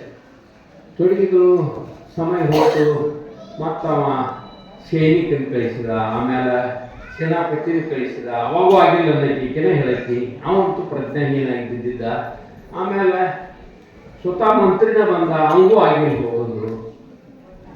ರಾಜಾಗ ಸಿಟ್ಟು ಬತ್ತು ಬಂದು ನೋಡ್ತಾನ ಬಾಗಲ ಹಾಕಿದ್ದು. ರಾಜಾಗ ಸಂಶಯನ ಬತ್ತು. ಮೊದಲ ಕಾಮುಕ ಅವ್ನ ಚಸ್ಮಾ ಹೆಂಗಿರೋದು ಹೆಂಗೆ ವಿಚಾರ ಮಾಡವ. ಅವೇನು ಮಾಡಿಲ್ಲ, ದೊಡ್ಡ ಬಾಗಲ ಮುರಿದು ಬೀಳೋದ್ರಾಗ ಅತ್ಯಾಕಿ ಹಾಕೊಂಡು ಬಿದ್ದಿದ್ದಳು. ಅವು ಕೆಳಗೆ ಬಿದ್ದಿದ್ದ. ಅಷ್ಟಾಗ ಎದ್ದು ನಿಂತು ಲಬ್ಬಲು ತಿಳ್ಕೊಂಡು ಹೇಳ್ತಾಳಕ್ಕೆ ನಿನ್ನ ಮಗ ನಾನು ಕಿಡಿಸಿದ. ಏನು ಮಾಡೋದು ಹೇಳಿ, ನಿನ್ನ ಮಗ ನಾನು ಕಿಡಿಸಿದ ಅಂದ ಕೂಡಲೇ ಏಕದಮ ರಾಜ ಒಪ್ಕೊಂಡ ಬಿಟ್ಟ. ಪ್ರತ್ಯಕ್ಷ ನೋಡ್ರಿ, ವ್ಯಾಖ್ಯಾನ ಬಿದ್ದಿದ್ದಲ್ಲಿ ನೋಡಿದ್ದ, ಹಿಂಗೆಲ್ಲ ಅವಸ್ಥೆ ನೋಡಿದ್ದ. ಅವಾಗವ ಪಟ್ನ ಎಚ್ಚರಾತು ಎದ್ದು ನಿಂತ ಕೈ ಮುಗಿದ. ಅಪ್ಪು ಹೇಳ್ತಾನ, ನಾ ತಪ್ಪು ಮಾಡಿಲ್ಲ, ನಾ ಕೆಟ್ಟಿಲ್ಲ, ಇದೆಲ್ಲ ಅಂತ ಹೇಳಿದ್ರು ಅವೇನು ಕೇಳಿಲ್ಲ. ಮಗನ ನಾ ಪ್ರತ್ಯಕ್ಷವಾಗಿ ನೋಡಿಲ್ಲ ನೀ ಅಂತ ಹೇಳಿಸಿಂದ ಇಂಥ ಮಗನ ತೊಗೊಂಡು ಏನು ಮಾಡೋದು, ಇವು ಗೋಯೋಕ್ಕೆ ಶಿಕ್ಷೆ ಆಗಬೇಕು ಅಂತ ತಿಳ್ಕೊಂಡು ರಾಜಭಟ್ರಿಗೆ ಹೇಳಿದ, ಇವನ ಕೈಯಾಗ ಬೇಡಿ ಹಾಕೊಂಡು ಬರಿ ಅಂತ. ಕೈಯಾಗ ಬೇಡಿ ಹಾಕ್ಕೊಂಡು ತಂದರು. ಇವ್ಗೇನು ಕೇಳೋರಿಲ್ಲ ಹೇಳೋರಿಲ್ಲ. ತಂದ ಮೇಲತ್ತ ನ್ಯಾಯಾಧೀಶರು ಕುಂತರು. ಒಂದು 5 ಮಂದಿ ನ್ಯಾಯಾಧೀಶರು ಕುಂತಿದ್ರು. ರಾಜ ಕುಂತಾನ.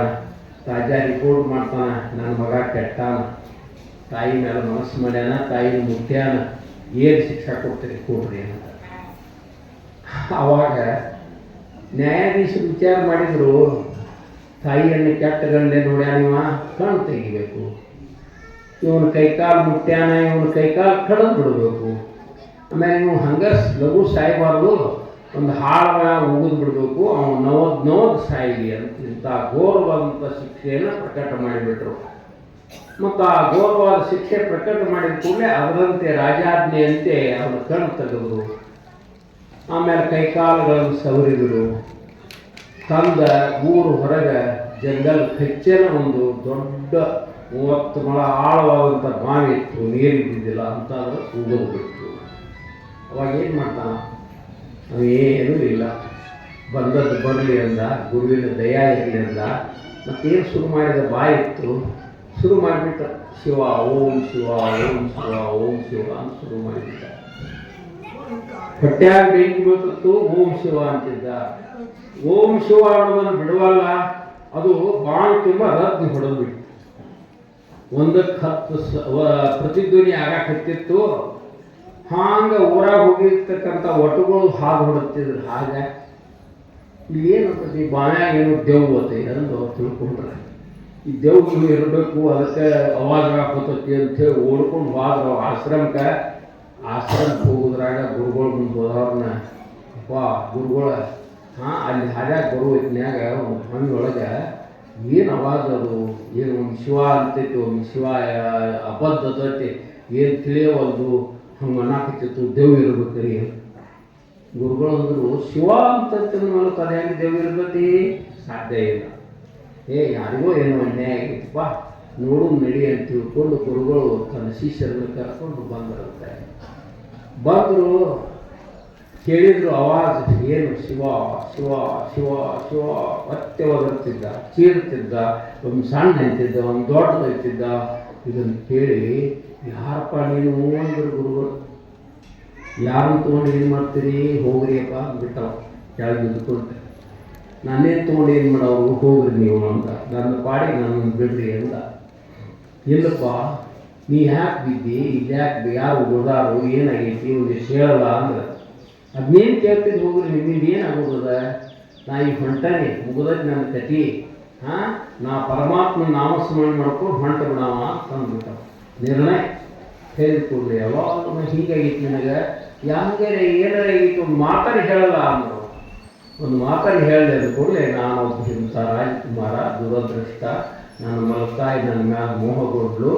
ಆಕೆ ನಮ್ಮ ಅಪ್ಪನಿಗೆ ಹೇಳಿದ್ರು, ನಮ್ಮ ಅಪ್ಪ ಅದನ್ನು ನೋಡಿದ ಕೂಡಲೇ ಅದನ್ನ ನಂಬಿಕೆಸಿಂದ ನನ್ನ ಕಣ್ಣು ತೆಗೆದಾರೆ, ಕೈ ಕಾಲು ತೆಗೆದಾರೆ, ಇಲ್ಲಿ ಊರು ಬಿಟ್ಟಾರೆ. ಇಂಥದ್ದಾಗಿತ್ತು ನನಗೆ ಅಂದ.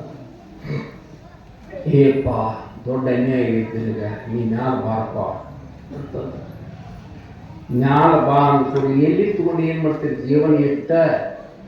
ಬರೇ ನಾ ಮಲ್ತಾ ಇರೋದ್ರೊಳಗೆ ಒಂದು 4-5 ಗಂಟೆ ಕೂತದ್ದಕ್ಕೆ ಇಂಥ ಶಿಕ್ಷೆ ಆಗಿಬಿಟ್ಟೈತಿ.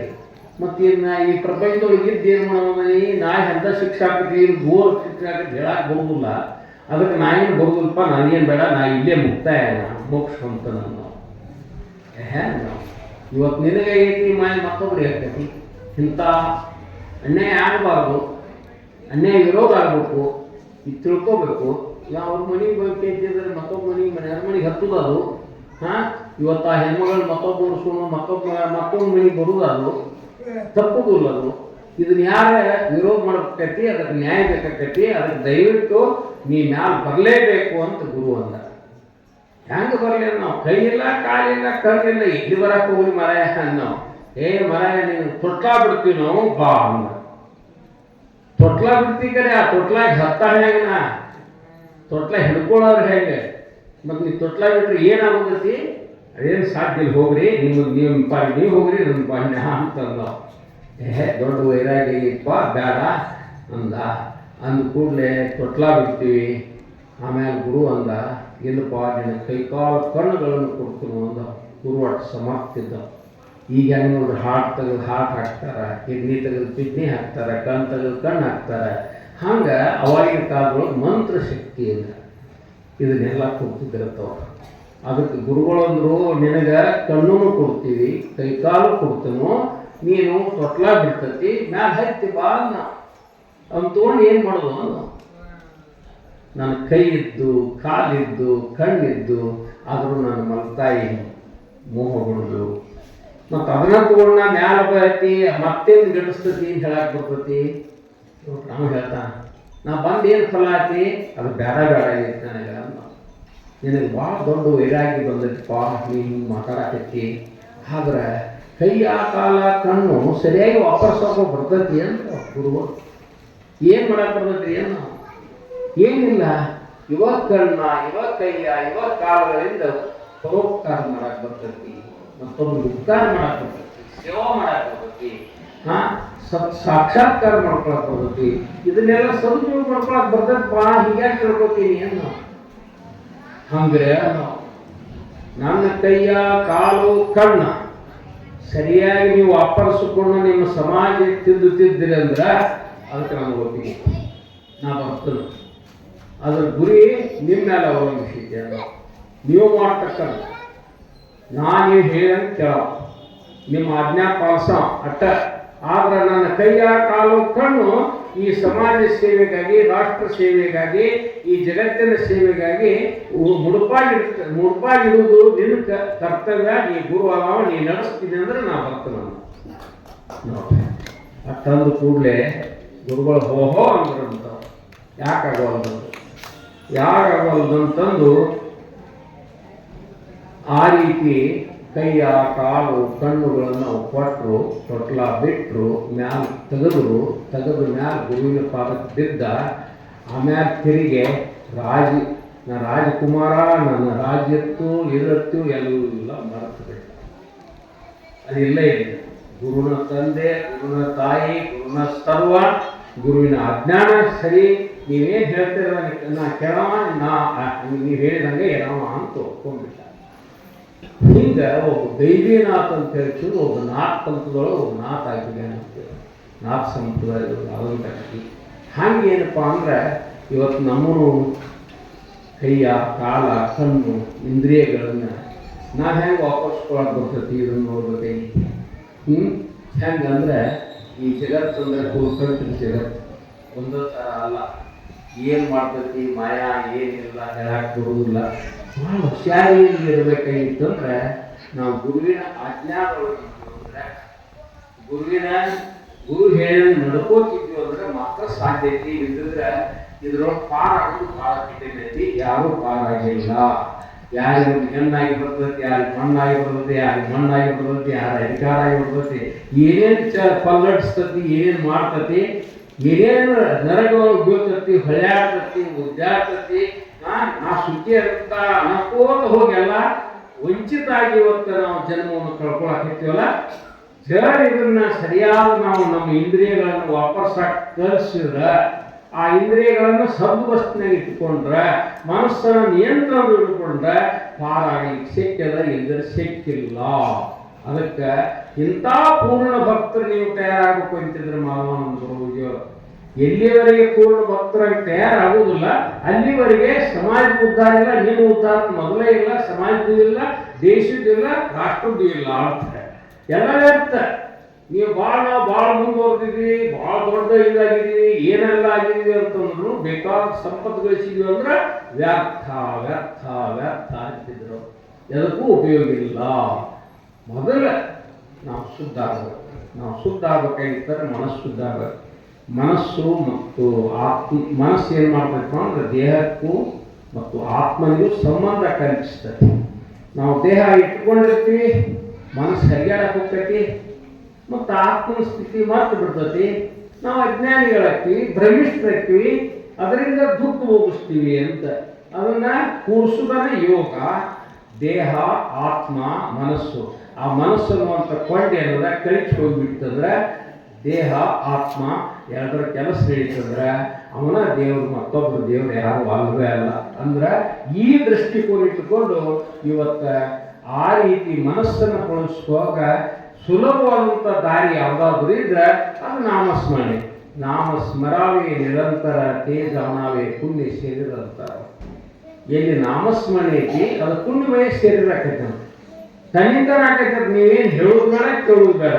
ಒಳಗೊಳ ಬೇಡ್ನಂತವ ರಾಮ ರಾಮ ಅನ್ಕೋತ ಕುಂತ ವಾಲ್ಮೀಕಿ ಋಷಿಯಾಗಿಬಿಟ್ಟ. ಇದು ಯಾವ್ದ್ರ ಮಹಿಮೆ? ನಾಮದ ಮಹಿಮೆ. ಅಂಥ ನಾಮ ನಮಗೆ ಕೊಟ್ಟಾರೇನೋ ಸದ್ಗುರುಗಳು ಕೊಟ್ಟಾರ. ಅದನ್ನು ವಾಪಸ್ ರೀ. ದೇವರೊಂದು ಇಂಥ ನಾಮಸ್ಮರಣೆ ಹೆಂಗಪ್ಪ ಅಂದ್ರೆ ದೇವ್ರು ಮದುವೆ ಮಾಡಿದ್ರಂತ, ಹೆಂಡತಿ ಮಾತು ಕೇಳಿದ್ರಂತ. ಅದಕ್ಕೆ ದೇವ್ರಿಗೆ ಪತ್ರ ಬರೋದಂತ. ಏನ್ರಿ ದೇವ್ರ, ಹೆಂಡತಿನ ಮಾಡಿದ್ರಿ ಮಾತಾ ಕೇಳುವವು. ಅದಕ್ಕೆ ಅವ್ರು ಉತ್ತರ ಬರೆದ್ರು. ಏನು ಬರೆದಿದ್ರು ಅಂದ್ರೆ, ನೀನು ಹೆಂಡತಿ ಮಾತು ಕೇಳೋದು ಅಂದ್ರೆ ಧ್ಯಾನ ಮಾಡಪ್ಪ, ಮಕ್ಕಳ ಮಾತು ಕೇಳೋದ್ರೆ ಧ್ಯಾನ ಮಾಡು, ನಿನಗೆ ಸುಖ ಬೇಕಾಗಿತ್ತರ ಧ್ಯಾನ ಮಾಡು, ನಿನಗೆ ಆನಂದ ಬೇಕಾಗಿತ್ತರ ಧ್ಯಾನ ಮಾಡು, ನಿನ್ನ ಬಡತನ ಹೋಗ್ಬೇಕಾಗಿತ್ತರ ಧ್ಯಾನ ಮಾಡು, ನಿನ್ನ ಉದ್ಯೋಗ ಸರಿಯಾಗಿ ನಡಿಬೇಕಂದ್ರೆ ಧ್ಯಾನ ಮಾಡು. ಎಲ್ಲದಕ್ಕೂ ಧ್ಯಾನ. ಧ್ಯಾನ ಇಲ್ಲದೆ ನಡೀತಿದ್ದೇನು? ನೀವು ಒಕ್ಕಲ್ತನ ಮಾಡ್ತೀರಿ, ಧ್ಯಾನ ಇಲ್ಲದೆ ನಡೀತಿದ್ದೇನು? ವ್ಯಾಪಾರ ಮಾಡ್ತೀರಿ, ಧ್ಯಾನ ಇಲ್ಲದೆ ನಡೀತಿದ್ದೇನು? ನೌಕರಿ ಮಾಡ್ತೀರಿ, ಧ್ಯಾನ ಇಲ್ಲದೆ ನಡೀತಿದ್ದೇನು? ಎಲ್ಲದಕ್ಕೂ ಬೇಕಾಗಿದೆ ಅಂತ ಜ್ಞಾನ. ಧ್ಯಾನ ಧ್ಯಾನನ ಶ್ರೇಷ್ಠ ಅಂತಾರ. ಜ್ಞಾನಕ್ಕಿಂತ ಜ್ಞಾನ ಶ್ರೇಷ್ಠ. ಈ ತೆಲಿ ಬೆಳೆದಾವ, ಹೃದಯ ಇಲ್ಲ ಅಂತಂದ್ರೆ ಏನು ನೋಡುದು? ತೆಲಿ ಉಪಯೋಗ ಹಾಕಿದ್ದೇನು? ಇಲ್ಲ, ಕೆಟ್ಟ ಹೋಗತಿ. ಅದಕ್ಕೆ ಧ್ಯಾನ ಧ್ಯಾನ ಅಂತೇಳಿ ಹಾಕ್ಯಾರ. ಇದು ಎಲ್ಲರಿಗೂ ಬೇಕಾಗ್ಯದ, ಜಗತ್ತಿಗೆ ಬೇಕಾಗ್ಯದ. ಈ ಜಗತ್ತು ಧ್ಯಾನದ ಆಧಾರದ ಮೇಲೆ ನಿಂತು ಇದು ಬದುಕ್ತದೆ. ಇಲ್ಲದಿದ್ರೆ ಜಗತ್ತೂ ಬದುಕುವುದಿಲ್ಲ, ನಾವು ಬದುಕುವುದಿಲ್ಲ. ಅಂದಮ್ಯಾಲ ಅಂತಹ ಧ್ಯಾನ ಮಾಡುವಂಥ ಪದ್ಧತಿಯನ್ನು ನಾವು ಹಾಕಿಕೊಟ್ಟಾರ. ಇನ್ನು ಹೆಂಗೆ ಮಾಡೋದ್ರಿ ಧ್ಯಾನ? ಅವ್ರು ಹೇಳ್ತಾರೆ, ಕೋಳಿ ಕೂಗದ ಮುನ್ನ ಎದ್ದು ದಯಾಳುನಿಧಿ ದೇವರನ್ನು ನೆನೆದ್ರೆ ಆಳಿನಾಳೆ ಸರ್ವಜ್ಞ. ನಸಿಕಿನಾಗ ಬ್ರಾಹ್ಮಿ ಮುಹೂರ್ತಾಗ ಬೇಗ ಎದ್ದು ಏನು ಮಾಡಂತ ನಾವು ಸರ್ವಜ್ಞ ದೇವರನ್ನು ನೆನೆ ಅಂತ. ದೇವರನ್ನು ನೆನೆದ್ರೆ ಆ ದೇವರಿದ್ದಾವ ನಿಮ್ಮ ಮನೆಯಾಗಿನ ಆಳುಗಳು ಆಳಾಗಿ ದುಡಿತಾನ. ಯಾಕೆ ದುಡಿಸ್ಕೋಬಾರ್ದು ಹೇಳ್ರಿ? ನಿಮ್ಗೆ ಆಳುಗಳು ಬೇಕಾಗಿರೋದಿಲ್ಲ? ಬೇಕು. ಹಂಗಾದ್ರೆ ದುಡಿಸ್ಕೋರಿ. ದುಡಿಸ್ಕೋದ್ರೆ ಏನು ಮಾಡೋದು? ಎದ್ದು ಕೂಡಲೇ ದೇವರ ನೆನೀರಿ. ನೆನೆಯಕ್ಕಾಗುದಿಲ್ಲ. ಈಗ ನೋಡ್ರಿ, ನಮ್ಮಲ್ಲಿ ಇಂಚಗೇರಿ ಸಂಪ್ರದಾಯದಾಗ 4 ಎಳೆ ನಿಚ್ಚಿ ನೇಮಕ. ಎದ್ದು ಕೂಡಲೇ ಕಾಗಡ ತಿನ್ನಕ್ಕೆ ಹಚ್ತಾರೆ. ಆ ಕಾಕಡಾರ್ಥೊಳಗೆ ಏನ್ ಹೇಳ್ತಾರೆ? ಏಳು ನಾರಾಯಣ ಏಳು ಲಕ್ಷ್ಮೀ ರಮಣ. ನಾವು ಏಳುಕ್ಕಿಂತ ಮೊದಲು ಏನಿರ್ತೀವಿ? ಮನುಷ್ಯರಿರ್ತೀವಿ. ಬಾಯಾಗ ನಾರಾಯಣ ಬಂತು, ನಾರಾಯಣ ಆಗ್ತೀವಿ. ಜೇಸಿ ನಾಮ ಜೇಸಿ ತೆಚ್ಚಿತು ಹೋಸೆ. ಹಂಗ ಭಗವಂತನ ನಾಮವನ್ನ ನಮ್ಮ ಬಾಯಿಯಿಂದ ನುಡ್ಸಕ್ ಶುರು ಮಾಡಿಬಿಡ್ತಾರೆ. ಇದು ಕಾಕಡ. ಇದನ್ನ ಮಾಡ್ರಿ, ಆ ಗುರುಗಳನ್ನವರು ದೇವರನ್ನವರು ನೀವು ಬೆನ್ನು ಹತ್ತಾರೆ ನೋಡ್ರಿ. ನಿಮ್ಗೆ ಎಡವು ಗುಡುದಿಲ್ಲ, ಬೀಳು ಗುಡುದಿಲ್ಲ, ಜಾರು ಗುಡುದಿಲ್ಲ, ಕೆಡಗುದಿಲ್ಲ.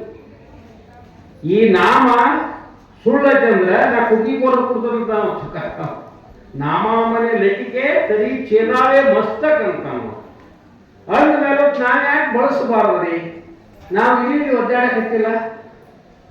ಒಬ್ಬೊಬ್ರಿಗೆ ಒಂದೊಂದು ತೊಂದರೆ ಅದ, ಒಬ್ಬೊಬ್ರಿಗೆ ಒಂದೊಂದು ಕಷ್ಟ ಅದಾವ. ಎಲ್ಲರೂ ಏನೇನೋ ಉದ್ದೇಶ ಇಟ್ಕೊಂಡಾರ, ಅವಕ್ಕೆಲ್ಲ ಪ್ರಯತ್ನ ಮಾಡ್ತೀವಿ ಮೂಲಕ ಅದ್ರ ಮೂಲ ಏನೈತಿ? ಇದ್ರಾಗ ಐತಿ. ಹಂಗೇನಪ್ಪ ಅಂದ್ರೆ begin your day with god, end your day with god ಅಂತ. ನಿಮ್ಮ ದೇವರನ್ನ ಪ್ರಾರಂಭ ಮಾಡ್ತಿದ್ದೀರಿ ಅಂದ್ರೆ ದೇವರ ತಗೊಂಡ ಪ್ರಾರಂಭ ಮಾಡ್ರಿ. ಯಾಕಂದ್ರೆ ದೇವರ ನೀವು ಇದ್ದೀರಿ, ಆ ಭಾವ ಇಟ್ಕೋರಿ. ದೇವರ ಎಷ್ಟೊತ್ತೈತಿ? ಜೈಸಾ ಭಾವ ತೈಸಾ ದೇವ. ಭಾವದೊಳಗೆ ದೇವರು ಹೊರತಡಕ್ಕಿಂತ ನೀವು ದೇವರ ಇದ್ದೀರಿ. ಇಲ್ಲಂದ್ರೂ ಅದಿನಂದ್ರೂ ಇಷ್ಟೆಲ್ಲ ವೇದ ಶಾಸ್ತ್ರ ಪುರಾಣ ಎಲ್ಲ ಸಿದ್ಧ ಮಾಡಿ ಕೊಟ್ಟಾವ. ಹೇಳ್ತಾರೆ. ಈಗ ಬಡ್ಜಿ ಮದುವೆ ಮಾಡ್ತಿರ್ತಾನೆ, ಗಂಡ ಹೆಂಡತಿ ಕುಣಿಸಿರ್ತಾರೆ. ಅಕ್ಕಿಗೆ ಹೇಳ್ತಾನ ಇವನ ನೀನು ಗಂಡ ಅಂತ ಹೇಳ್ತಾನೆ. ಗಂಡಿಗೆ ಹೇಳ್ತಾನೆ ಈಕಿನ ನೀನು ಹ್ಯಾಂಡ್ ಅಂತ ಹೇಳ್ತಾನೆ. ಯಾರ ಮರ್ತೇನೆ ಅಂದರೆ ಯಾರು ಮರ್ತವ್ರು ಮದುವೆ ಅದಾವ ಹೇಳಿರ್ಬೇಕ್ರೆ ಯಾರೂ ಮರ್ತಿಲ್ಲ. ಒಂದು ಹೇಳಿದ್ದು ಮದುವೆಯಾಗಿ ಹೇಳಿದ್ದು ಮರ್ತಿಲ್ಲ ನಾವು. ಮತ್ತೆ ದಿನ ರಾತ್ರಿ ಹಗಲಿ ಪ್ರವಚನ ಹೇಳ್ತಾರೆ ಎಲ್ಲರೂ ದೇವರಲ್ಲಿ ಒಬ್ಬರೇ ದೇವರಲ್ಲಿ ಅವ್ರಿಗೆ ಅಂತ ಐತಿ. ಅನಿಸೈತೇನು? ಯಾಕೆ ಅನಿಸಿಲ್ಲಪ್ಪ? ಹೌದು ಅಲ್ವೋ? ಇದು ಸಿದ್ಧ ಹೌದಲ್ವ? ಬ್ರಹ್ಮಶಕ್ತಿ ಜಗತ್ತಿಗೆ ತೆತ್ತಾಗಿಲ್ವೋ? ಬರೀ ಹೇಳಾಕತ್ತ ಇದನ್ನು ಯಾವ್ದ ಮಿಥ್ಯದ ಅದನ್ನು ಸತ್ಯ ಅನ್ನಕ್ಕೆ ಅನ್ನಕ್ಕೆ ಬರುವಲ್ಲ. ಈ ಭ್ರಮ ಏನು ಹೊಕ್ಕೈತಿ ನಮಗ, ಇದ ಸತ್ಯ. ರೊಕ್ಕ ರೂಪಾಯಿ ಅಧಿಕಾರ ಅಂತಸ್ತು ಇದೇನದ ನೋಡಿ, ಇದು ಬಾಣಗಡಿ ಏನದ, ಇದ ಸತ್ಯತೆ ನಾವು ಹೊಂಟಿವಿ. ಸಾಟಿಕೋ ಡ್ಯೂಟಿಗೆಯಾ, ಡ್ಯೂಟಿಗೋ ಸಾಟಿಗೆಯಾ. ಸತ್ಯವನ್ನ ಅಸತ್ಯವನ್ನಾಗಿ ಮಾಡಿಬಿಟ್ಟಿವಿ, ಅಸತ್ಯವನ್ನ ಸತ್ಯವನ್ನಾಗಿ ಮಾಡಿಬಿಟ್ಟಿವಿ. ಅದು ಫಲಿತ ಆಗ. ಅದಕ್ಕೆ ಇದೇನಪ್ಪ ಅಂದ್ರೆ ನಮ್ಮಲ್ಲಿ ಇರ್ತಕ್ಕಂಥ ಆತ್ಮ ಸತ್ಯ ಐತೆ ಅಂತ ಒಂದು ನಂಬಿಟ್ರೆ ಅದಕ್ಕೆ ಏನೂ ಇಲ್ಲ, ಏನೊಂದು ಇಲ್ಲ, ಅಲ್ಲಿ ಏನೇನು ಇಲ್ಲ. ನಥಿಂಗ್ ಅಂದ್ಮೇಲತ್ತ ಅಲ್ಲಿ ಏನೂ ಇಲ್ಲ ಅಂದ್ಮೇಲತ್ತ ಅಂಥದ್ರೊಳಗೆ ನಾವು ಅದನ್ನು ಮಾಡ್ಬೇಕು, ಇದನ್ನು ಮಾಡ್ಬೇಕು, ಕಾಟ ಗಳಿಸ್ಬೇಕು, ಕೆಟ್ಟ ಗಳಿಸ್ಬೇಕು, ಹಂಗಾಗ್ಬೇಕು, ಹಿಂಗಾಗ್ಬೇಕು, ಎಲ್ಲ ಸುಳ್ಳಾಗಿ ಹೋಗ್ತೈತೆ ಅಂತ. ಅದು ಗಾಡಿ ಇದ್ದಂಗೆ. ಗಾಡಿ ತೊಳೆಯಾವು ಸ್ವಚ್ಛ ಆಗುವುದಿಲ್ಲ, ಗಾಡಿನೂ ಸ್ವಚ್ಛ ಆಗೋಂಗಿಲ್ಲ, ನೀರು ಸ್ವಚ್ಛ ಆಗೋಂಗಿಲ್ಲ ಅಂತ ಈ ಪ್ರಪಂಚ ಹಿಂಗೆ. ಅದಕ್ಕೆ ಅವರು ಎದ್ದು ಕೂಡಲೇ ದೇವರನ್ನು ನೆನೆಯಬೇಕು. ಆ ರೀತಿ ನೆನೆಬೇಕಾದ್ರೆ ಎಲ್ಲಿ ಸಮಯ ಐತ್ರಿ ಅನ್ಬೋದು. ಅದಕ್ಕೆ ಏನಪ್ಪ ಅಂದ್ರೆ ಅವರು ಉಪನಿಷತ್ತಿನೊಳಗೆ ಹೇಳ್ತಾರೆ, 4 ಗಂಟೆಗಿಂತ ಪೂರ್ವದೊಳಗೆ ಯಾರು ಹೇಳ್ತಾರೆ ಅವ್ರಿಗೆ ಸುವರ್ಣ ಅವಕಾಶ ಬದುಕ. 5 ಗಂಟೆಗಿಂತ ಪೂರ್ವದೊಳಗೆ ಯಾರು ಹೇಳ್ತಾರೆ ಅವರಿಗೆ ರಜತ ಅವಕಾಶ ಬೆಳ್ಳಿ. ಇನ್ನು 6 ಗಂಟೆಗಿಂತ ಪೂರ್ವ ಯಾರು ಹೇಳ್ತಾರೆ ಅವ್ರಿಗೆ ಕೆಡ್ಬಿಡೋದು ತಿಳ್ಕೋರಿ ಅದನ್ನು. ಆಮೇಲೆ 7 ಗಂಟೆಗಿಂತ ಪೂರ್ವದೊಳಗೆ ಯಾರು ಹೇಳ್ತಾರೆ ಅವರಿಗೆ ಬದುಕಾಕ್ ಬರುವುದಿಲ್ಲ ಅಂತಾರ.